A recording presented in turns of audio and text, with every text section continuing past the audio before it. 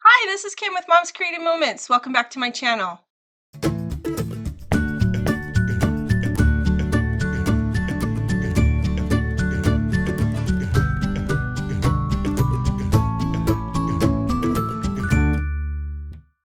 Today, we are going to do a 101.5 lesson that in many ways should have probably been the very first 101.5 lesson that we did. And I'm sorry, but I just didn't even think of it until recently. So this is lesson 37, and if you're starting a new project, this is the place to start. So we're going to talk about organization today, organizing your photos, organizing your layouts. And we're going to talk about some special components that Creative Memories has created to help us get there. So I'm going to switch you over to my workspace, and we're going to go through a few things and talk about some options. Okay, let's check it out. All right, so this is my workspace for this lesson. I've been talking a lot to my croppers about organizing, and they told me they expressed some angst about organizing their photos and not really understanding or knowing how to do that or what the most effective way of getting the most out of their crop experience would be. And so I thought I would spend some time today sharing a little bit of that with you. The two things I have here on my desktop are the power layout box, which you may recognize. This is offered by our current company, although you can see the old company logo right here because I've had mine that long. But and really I should have more than one, but oddly enough I don't. I use one at a one and I empty it and then I start again. But I'm going to show you what's in here in just a second. This is the power sort box. This box is intended for sorting your photos into. This box is intended for helping you prepare for a crop. And so the first step, of course, is to order, print, and sort your photos. So that's what we're going to talk about today. I opened my my power layout box, having not used it for a while because I haven't left home to go to a crop where I needed it. And this is what I discovered. I have been using this apparently to store a bunch of photos. My mom loves to scan the old photos that she's taken out of the magnetic albums and digitally store them with Forever. So she has a Forever account. I am a Forever ambassador, so if you're interested in learning more about that, let me know. But so all of these photos, as she gets them scanned into her Forever account and sorted in there, she's been giving me little bags of pictures of me and my sister from years gone by. And of course this one doesn't have a year on it, so that I'll have to look that up on her Forever account and find out what year she felt that was. But you know, pictures of us from way back, you know, that's me and my little sister when she was just a baby. So you know, fun. I like to have the original photos. My mom likes digital, so that's where this is coming from. So I have all of these, you know, loose photos that I need to sort. Okay, so I'm going to go through. There's way more than this, so don't get me wrong. This does not represent like my whole growing up life. This is just the tip of a very, very large iceberg, let me tell you. But in fact, I have Rubbermaid totes in my storage over there that are full of other loose photos like this. So I have a huge sorting opportunity coming my way very soon. But I thought I would show you, this is how the power sort box comes. I have one in my closet that I actually use to sort my cards. And I've used that for years to sort my cards out, and it works wonderfully. And so that's I think I had started using it for photos, but then I just ended up converting it over. So you get this little guide of how to put this together. This is the lid that all these pieces essentially come in, and you have to lift all these out. You can see there's a really nice pocket up here in the lid where you can store things, which is nice. And it does expand. It has these little ridges are made so that this will lay really nice and flat, even if you have a lot that you're storing in the lid. I don't do a lot of storing in my lids, but there may be people out there that do. You are given this piece. This is the piece that will, and I think I just slid that the wrong direction. Oh, that's why it's not playing nice. So you have to slide this piece of plastic off, and when you slide this piece of plastic off, you can assemble the box. So you don't need this, just toss it, okay? Then we're going to assemble the base of the box. So we're going to open it up like this, okay? Just like that. We're going to bring this end, it is really stiff because this is heavy duty plastic, okay? We're going to bring this end up. Now let me show you this end. You see these little tabs right here? If I can get the glare to show you well enough. Okay, so there's 2 tabs on each side, and those 2 tabs fit into these little notches. There's 2 little notches, one here and one here on each side of this. Okay, the best way I have found to assemble this, let me see if I can show you so you can get a good idea how this works, because this might frustrate you, but if you put the little notch here on the bottom one, can you see that? If you put that little notch in first in this bottom piece, whenever you're putting one of the notches together, if you put that little lower notch in first, then the top one pops in really easy. Like, do you see how I did that? Probably not, because it was probably off camera. It's hard for me to tell what's on camera and what's off camera. Let's do this one on this side, okay?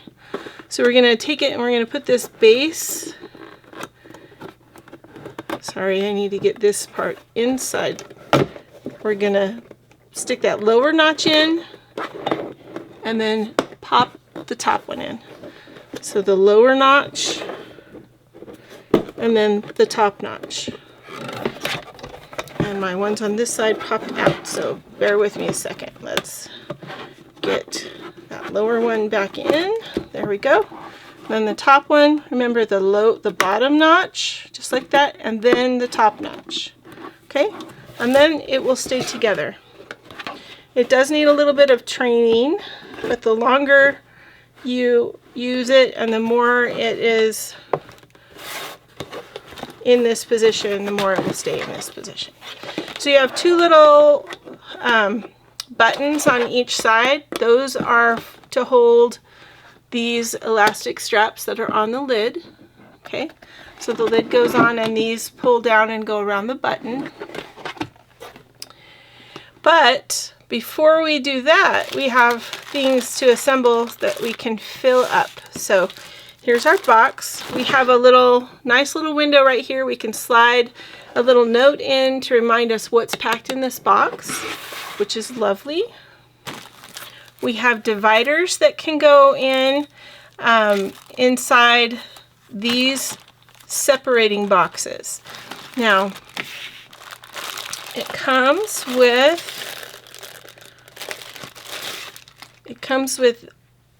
6, 1, 2, 3, 4, 5, 6, yeah. 6 of these separating boxes. You do have to assemble all of these as well, but they're not hard. Once you've done this one, these are a piece of cake. Okay, you fold the side portions of the box down. You fold the big part of the box down. And see, there's a piece right here that already has a pre-cut little slots. And you're going to reach in from the inside you're going to fold this inside the box. So put all your little edges inside the box. You're going to bring that tab up and poke your finger until that tab goes through and sits inside this little cutout. Okay? Just like that. And then you have your cool divider. And the divider sits right inside your storage box. I know it's hard to see because black on black is never an easy thing. But that sits right in there, and all 6 will fit inside this box. Now, the fun part about this is, in addition to having these cute little boxes that you can sort into, you don't have to sort into these boxes. You could just use the box and sort into the big box. That's what I've done with my cards. I have the dividers, and I've actually made some additional dividers to sort different categories of greeting cards. Okay, but you can also use these, sort your photos into these, and then when you're ready to go to a crop, say you haven't had time to load your power sort box, your power layout box, sorry, which I'll explain more about, but it may have to be in another video because this video is already getting long. But say you haven't had time to set up your power layout box. Well, then what you can do is you can grab one of these full of all the photos that you've already sorted. We sell these handy dandy covers that match and fit perfectly over the top of these. And then there are these cute little rubber bands on the bottom of the lid that hold that box inside. So then you can just take all your photos that you've already sorted and arranged with you and scrap or crop like that. You've got all your pictures right here and they're ready to go. So having them already in here and already sorted, you can just grab one out, throw a cover on, and head out the door if you haven't had time to do the power layout. Power layouting is really the best option for getting as much done at a crop as you would like to. And so let me just briefly explain the power layout to you, okay? So I'm going to set these back in here and just kind of off to the side. So I'm going to sort my photos into these boxes. It's black for a reason. Black is the best box to sort into. If you're sorting into another photo box that is not lined with black, at least lined with black if it's not already black, plastic, photo-safe plastic, then you will want to get one of these because you want to keep those photos out of light. You don't want them exposed to light because prolonged exposure to light will cause them to fade. It's why the photos that we hang on our walls fade over time. But with this box, then what you do is you get the dividers that come with this box. Let me show you what those look like. So this is what those look like. They're a lot like these little dividers that fit in the photo box, in the photo sorting box. But these are designed, and they have tabs. They're designed so that you can use them in the power layout box. You take each one of these and you lay them out on a big table or on the floor. I've seen it done both ways, on the floor, or I've seen it done on multiple tables. You can get individual packages of just the dividers so that if you need more than what come in the package, then you can get more. But you set these out, separate them out, and then you take your photos that you've sorted, you pull those out one box at a time, and you take each group of photos for each layout and you place them on one group on each file. Okay? Then you go back and you find the papers that you think you want to use with those photos.